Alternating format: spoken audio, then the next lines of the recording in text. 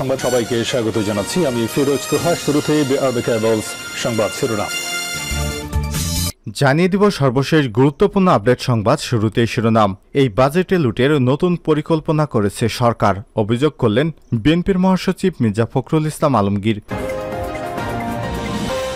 এরপর জানিয়ে দিব বাজেটের পর বড় ধরনের অর্থনৈতিক সংকটে পড়বে দেশ, জানিয়েছেন জাতীয় পার্টির মহাসচিব জি.এম. কাদের। এরপর জানিয়ে দিব মানুষ এখন প্রকাশ্যে কান্না করতেও ভয় পায়, বললেন বিএনপির সিনিয়র যুগ্ম মহাসচিব অ্যাডভোকেট রুহুল কবির রিজভী।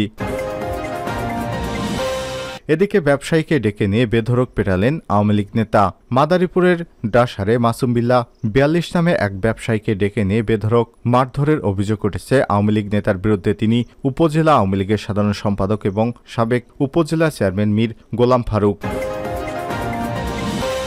এদিকে বেনজিরকে ফের দুদকে তলব। দুদকের প্রথম দফা তলবে হাজির না হয় পুলিশের সাবেক আইজিপি বেনজির আহমেদকে দ্বিতীয় দফায় তলব করেছে দুর্নীতি দমন কমিশন দুদক। শুনানির জন্য আগামী ২৩ জুন ২০২৪ দিন ধার্য করে নোটিশ দিয়েছে দুদক। এবং সর্বশেষ জানিয়ে দিব এবার বাজেটে সাহসী কোনো পদক্ষেপ দেখিনি, বললেন ওয়ার্কার্স পার্টির সভাপতি রাশেদ খান মেনন। প্রিয় দর্শক, এতক্ষণ শুনছিলেন সংবাদ শিরোনাম, এবারে বিস্তারিত। তবে তার আগে বন্ধুরা, আপনি কোন স্থান থেকে আমাদের সংবাদটি দেখছেন কমেন্ট করে জানিয়ে দিন এই সংবাদ সম্পর্কে আপনার মূল্যবান মতামত। প্রিয় দর্শক, আপনি যদি আমাদের চ্যানেলে নতুন হয়ে থাকেন, ভিডিওটি দেখতে দেখতে চ্যানেলটি সাবস্ক্রাইব করে রাখুন, যাতে করে আমাদের লেটেস্ট আপডেট সংবাদগুলো সবার আগে আপনার কাছে পৌঁছে যায়। এবারে বিস্তারিত। বাজেটে লুটের নতুন পরিকল্পনা করা হয়েছে। মির্জা ফখরুল। জাতীয় সংসদে প্রস্তাবিত ২০২৪-২৫ অর্থবছরের বাজেটে একটি প্রতিক্রিয়ায় বিএনপির মহাসচিব মির্জা ফখরুল ইসলাম আলমগীর বলেছেন, এই সংকটকালে দেশ এখন লুটতরাজের কবলে। এই বাজেটও হয়েছে লুটতরাজের জন্য। বাজেটে নতুনভাবে লুটের পরিকল্পনা করা হয়েছে। প্রস্তাবিত তথাকথিত বাজেটের আয়ের চেয়ে ব্যয়ের সংখ্যা অনেক বেশি। তিনি বলেন, আয়ের যে সব খাত দেখানো হচ্ছে তাতে সাধারণ মানুষের উপর গিয়ে এই বোঝাটা চাপবে এবং ব্যয় মেটানোর জন্য যা যা করবে সেটাই সাধারণ মানুষের উপর গিয়ে পড়বে। অর্থাৎ এই বাজেট হলো বিদেশ থেকে এবং বাংলাদেশের অভ্যন্তরে ব্যাংক থেকে ঋণ নির্ভর, সবটাই গিয়ে পড়েছে সাধারণ মানুষের কাঁধে।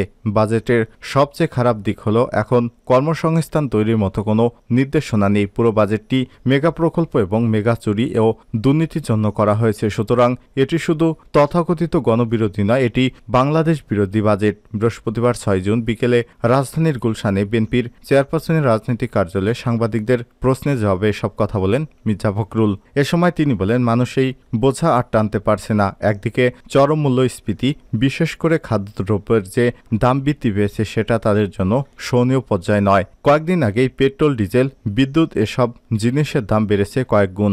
বাজেটের পর আবারও এসবের দাম বাড়বে। IMF এর সঙ্গে চুক্তির ফলে প্রতি বছর 4 বার করে দাম বাড়বে সব জিনিসের। মির্জা ফখরুল ইসলাম বলেন, এই যে বাড়তি পয়সা আমরা কি জন্য দিচ্ছি? বিদ্যুৎ খাতে যে চুরি হয়েছে সেটা সবাই জানে। কুইক রেন্টাল থেকে শুরু করে আদানির কাছ থেকে বিদ্যুৎ কেনা সহ সবগুলোই তাদের, অর্থাৎ সরকারের পকেট ভারী করেছে। কই রূপপুর প্ল্যান্ট তো আর এগোচ্ছে না। কোথায় গেল পায়রা বন্দর, ফ্লাইওভার, এলিভেটেড এক্সপ্রেসওয়ের কাজগুলো? তিনি সরকারের সমালোচনা করে বলেছেন, কোন রাস্তায় আপনি সাধারণ মানুষের সমস্যার সমাধান করেছেন? মানুষ তো আর পারছে না। বহু মানুষ কিন্তু শহর ছেড়ে গ্রামে চলে যাচ্ছে, কারণ তারা ঢাকা শহরে আর টিকতে পারছে না, আর গ্রামে গিয়েও বিপদে পড়েছে যে সেখানে কর্মসংস্থানের কোনো সুযোগ নেই। বৈধ আয় এবং কালা টাকা সাদা করার ক্ষেত্রে করের বিষয়ে মির্জা ফখরুল ইসলাম বলেন, যারা ন্যায়ভাবে আয় করে তাদের উপরই তো পুরো চাপটা পড়ে। অন্যায়কারীদের জন্য কিছু হয় না। দেখুন না কি করে একজন সরকারি কর্মকর্তা হাজার হাজার কোটি টাকা সম্পদ করেছে, সে বিষয়ে সরকারের কোনো খোঁজ নেই। সেনাবাহিনীর সাবেক সেনাপ্রধান কি করেছে, এত সম্পদ কিভাবে তৈরি করলো? এখানে তো গেল 2টা ঘটনা, এমন অনেক ঘটনা আছে, চারদিকে তাকালেই দেখবেন। এই যে মালয়েশিয়ায় কর্মীরা যেতে পারল না, এটা সুশাসনের অভাব এবং সরকারের চরম ব্যর্থতার বহিঃপ্রকাশ। এখানে সরকারের 4 থেকে 5 জন সংসদ সদস্যরা জড়িত। কোথায় যাবে মানুষ? তাদের দাঁড়াবার জায়গা নেই। তিনি বলেন, এই সংসদ তাদের, তারাই সরকারি দল, তারাই বেসরকারি দল। ডামি নির্বাচনের মাধ্যমে এটি হয়েছে। পত্রিকায় দেখলাম একজন সংসদ সদস্য বেনজিরের উপর আলোচনা শুরু করলে তাকে থামিয়ে দেওয়া হয়েছে। তার মানে সেখানে জনস্বার্থে কোনো কিছু বলা যাবে না, শুধুই স্তুতি আর স্তুতি। বাজেটের পর বড় ধরনের অর্থনৈতিক সংকটে পড়বে দেশ, বলছেন জিএম কাদের। 2024-25 অর্থবছরের জন্য প্রস্তাবিত বাজেটকে জনবান্ধব বাজেট বলা যায় না বলে মন্তব্য করেছেন বিরোধী দলের নেতা এবং জাতীয় পার্টির চেয়ারম্যান জিএম কাদের। বৃহস্পতিবার বাজেট নিয়ে গণমাধ্যমে দেয়া এক প্রতিক্রিয়ায় এমন মন্তব্য করেছেন সাবেক এই বাণিজ্যমন্ত্রী। পরোক্ষ করের কারণে জনগণের মাথায় করের বোঝা বাড়বে মন্তব্য করে তিনি বলেন, জনগণের মুক্তির উপায় নেই। পরিবেশের অভাবে বিদেশি বিনিয়োগ বাড়বে না, তাতে চাকরির সুযোগ সৃষ্টি হবে না। এই বাজেটের পর বাংলাদেশে একটি বড় ধরনের অর্থনৈতিক সংকটের মধ্যে পড়বে। জিএম কাদের বলেন, বাজেট হয়েছে গতানুগতিক, গেল কয়েক বছরে যা হয়েছে তার বাইরে বিশেষ কিছু নেই। দেশের অর্থনৈতিক সংকট চলছে, মূল্যস্ফীতি প্রতিদিন, জিনিসপত্রের দাম বাড়ছে, আছে বেকার সমস্যা, বৈদেশিক মুদ্রা যা আয় করছি ব্যয় হচ্ছে তার চেয়ে অনেক বেশি, রিজার্ভ প্রতিদিন কমছে, এতে আমাদের টাকার দাম কমছে। এগুলো উত্তরণের জন্য কোনো পদক্ষেপ বা উদ্যোগ এই বাজেটে লক্ষ্য করছি না। বাজেটের আকার 7,97,000 কোটি টাকা করার কথা জানিয়ে তিনি বলেন, পরিচালিত ব্যয় হচ্ছে 5,06,171 কোটি টাকা, আর উন্নয়নের ব্যয় 2,81,453 কোটি টাকা। ব্যয়ের চেয়ে আয় অনেক কম। রাজস্ব আয় দেখানো হয়েছে 5,45,400 কোটি। 2,51,600 কোটি টাকার ঘাটতি হচ্ছে। ঘাটতি মেটানো হচ্ছে দেশি এবং বিদেশি ঋণ দিয়ে। ঋণ নেই, ঋণের কিস্তি পরিশোধ করা হচ্ছে।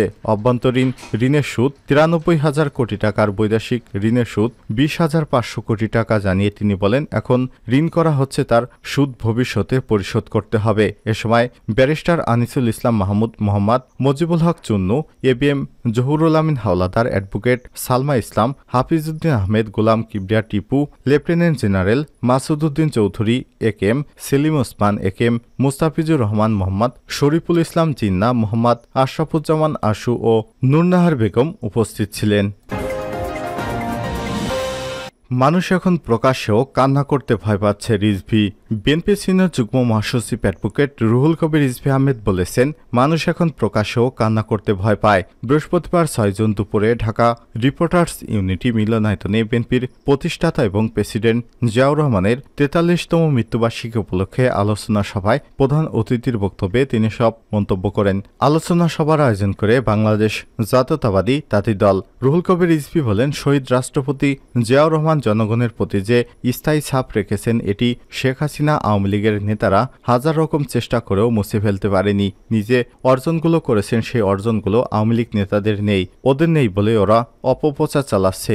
আওয়ামী লীগের নেতাদের ছেলেকে ধরে এনে বিচারক বানানো হয়েছে মন্তব্য করে তিনি বলেন, উচ্চতর আদালত আগাম জামিন দেয়, কিন্তু নিম্ন আদালত সেটিকে বাতিল করে গণতন্ত্রের নেতাদেরকে কারাগারে পাঠায়। সরকারের নিপীড়নের একটা প্রক্রিয়া, এটা কোনো আইনি প্রক্রিয়া নয়। আমরা যখন বিরোধী দলে ছিলাম, ছাত্র রাজনীতি করেছি, তখন কিন্তু উচ্চ আদালত জামিন দিলে নিম্ন আদালত তা বাতিল করেনি। সরকার বোঝাতে চাচ্ছে কোর্ট কতটা নিরপেক্ষ জামিন দিয়েছে। ব্যবসায়ীকে ডেকে নিয়ে বেধড়ক পেটালেন আওয়ামী লীগ নেতা। মাদারীপুরে ডাসারে মাসুম বিল্লাহ 42 নামে এক ব্যবসায়ীকে ডেকে নিয়ে বেধড়ক মারধরের অভিযোগ উঠেছে আওয়ামী লীগ নেতার বিরুদ্ধে। তিনি উপজেলা আওয়ামী লীগের সাধারণ সম্পাদক এবং সাবেক উপজেলা চেয়ারম্যান মীর গোলাম ফারুক। বৃহস্পতিবার 6 জুন সকালে উপজেলার গোপালপুর ইউনিয়নের ধজি এলাকায় এই দুর্ঘটনা ঘটে। এতে গুরুতর আহত মাসুম বিল্লাহকে প্রাথমিক চিকিৎসা দিয়ে ঢাকা মেডিকেল কলেজ হাসপাতালে রেফার করা হয়েছে। ভুক্তভোগী এবং পুলিশ সূত্র থেকে জানা গেছে, সকালে আওয়ামী লীগের সাধারণ সম্পাদক এবং উপজেলা পরিষদের সাবেক চেয়ারম্যান মীর গোলাম ফারুক তার বাড়ির সামনে থেকে ডেকে নিয়ে প্রথমে চড়থাপ্পড়, পরে মাসুম বিল্লাহকে তার লোকজন আতর্কিত হামলা চালিয়ে বেধড়ক কুপিয়ে গুরুতর আহত করে। এ সময় তার নেতৃত্বে ওই এলাকায় মৃত কালাম মাতুব্বরের ছেলে মোজাম্মেল মাতুব্বর 55, মোজাম্মেলের ছেলে সাকিব মাতুব্বর 22 এবং সালে আলম মাতুব্বর 70 সহ আরও অনেকেই মাসুম বিল্লাহ এবং তার বাবাকে কুপিয়ে মারাত্মক জখম করেছে। পরে তাদের স্থানীয়রা উদ্ধার করে উপজেলা স্বাস্থ্য কমপ্লেক্সে ভর্তি করেন। মাসুম বিল্লাহর বাবা মাওলানা জানে আলম মাতুব্বর অভিযোগ করে জানান, আমার ছেলেকে অন্যায়ভাবে সাবেক উপজেলা চেয়ারম্যান মীর গোলাম ফারুক এবং তার লোকজন মিলে মারধর করে, জখম করে এবং বাড়িতে হামলা চালায়। আমি এর সুষ্ঠু বিচার চাই। এ বিষয়ে ডাসার থানার ওসি এসএম শফিকুল ইসলাম বলেন, অভিযোগ পেলে আইনগত ব্যবস্থা গ্রহণ করা হবে। বেনজিরকে ফের দুদকের তলব। দুদকের প্রথম দফার তলবে হাজির না হয় পুলিশের সাবেক আইজিপি বেনজির আহমেদকে দ্বিতীয় দফায় তলব করেছে দুর্নীতি দমন কমিশন দুদক। বৃহস্পতিবার দুদকের প্রধান কার্যালয়ে সাংবাদিকদের এসব তথ্য জানান দুর্নীতি বিরোধী সংস্থাটির সচিব খোরশেদা ইয়াসমিন। তিনি বলেন, সাবেক আইজিপি বেনজির আহমেদের জ্ঞাত আয় বহির্ভূত সম্পদ অর্জনের অভিযোগের বিষয়ে দুর্নীতি দমন কমিশনের একটি অনুসন্ধানী দল অনুসন্ধান কার্যক্রম পরিচালনা করছেন। অনুসন্ধান কার্যক্রমের অংশ হিসেবে বেনজির আহমেদের ব্যক্তিগত শুনানির জন্য 6 জুন নির্ধারিত ছিল, তবে তিনি শুনানিতে উপস্থিত না হয় তার বক্তব্য গ্রহণ করা সম্ভব হয়নি। অনুসন্ধানকারী দল বেনজির আহমেদের ব্যক্তিগত শুনানির জন্য পরবর্তী 23 জুন তারিখ ধার্য করে নোটিশ ইস্যু করেছে। বেনজির আহমেদকে তার আবেদনের প্রেক্ষিতে নাকি দুদক স্বপ্রণোদিত হয়ে সময় দিয়েছে এমন প্রশ্নে সরাসরি কোনো উত্তর দেননি দুদকের সচিব। এ সময় তিনি জানান, মামলার তদন্ত কর্মকর্তা সময় দিয়েছেন, অনসব মামলা যেভাবে তদন্ত হয় এটিও সেভাবেই হচ্ছে। দুদকের তলবে হাজির না হলে সাধারণত আর একটা তারিখ দেওয়া হয়, সেভাবেই বেনজির আহমেদকেও আরেকটি সময় দেওয়া হলো। এই সময়ের পর তিনি যদি হাজির না হন তবে পরবর্তী তার বিরুদ্ধে ভিন্ন রকম সিদ্ধান্ত আসতে পারে জানিয়েছেন তিনি।